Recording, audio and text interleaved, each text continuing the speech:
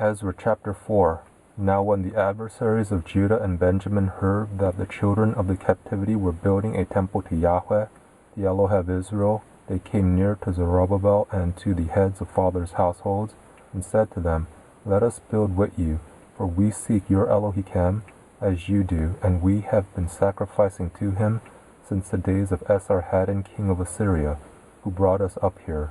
But Zerubbabel and Jeshua and the rest of the heads of fathers' households of Israel said to them, You have nothing to do with us in building a house to our Elohim, but we ourselves together will build to Yahweh, the Elohim of Israel, as King Cyrus the king of Persia has commanded us.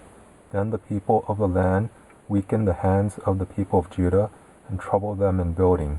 They hired counselors against them to frustrate their purpose all the days of Cyrus king of Persia, even until the reign of Darius king of Persia. In the reign of Ahasuerus, in the beginning of his reign, wrote they an accusation against the inhabitants of Judah and Jerusalem.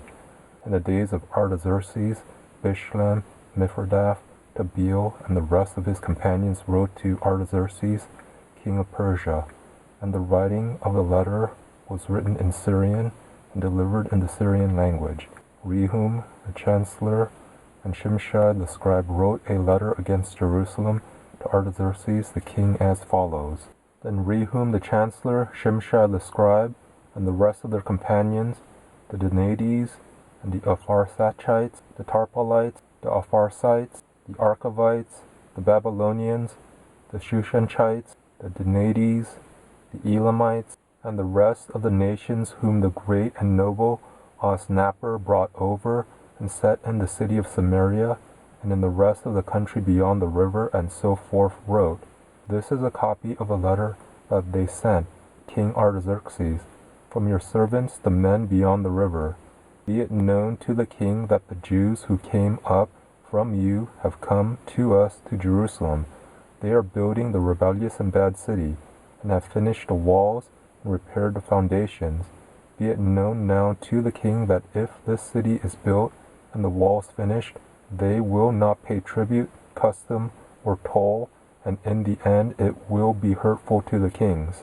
Now because we eat the salt of the palace, and it is not appropriate for us to see the king's dishonor, therefore we have sent and informed the king, that search may be made in the book of the records of your fathers.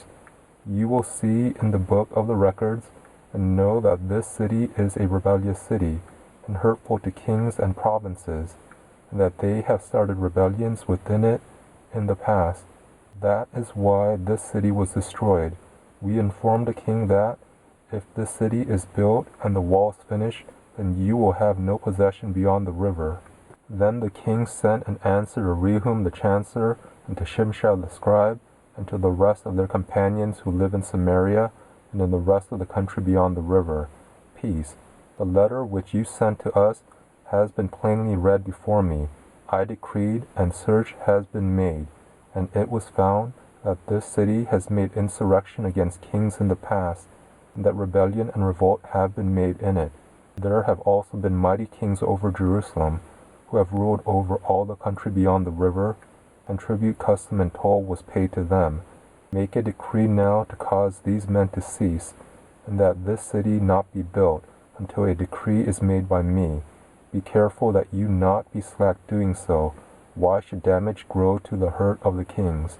Then when the copy of King Artaxerxes' letter was read before Nahum, Shimshai the scribe, and their companions, they went in haste to Jerusalem to the Jews, and made them to cease by force of arms. Then work stopped on Elihah's house, which is at Jerusalem. It stopped until the second year of the reign of Darius king of Persia.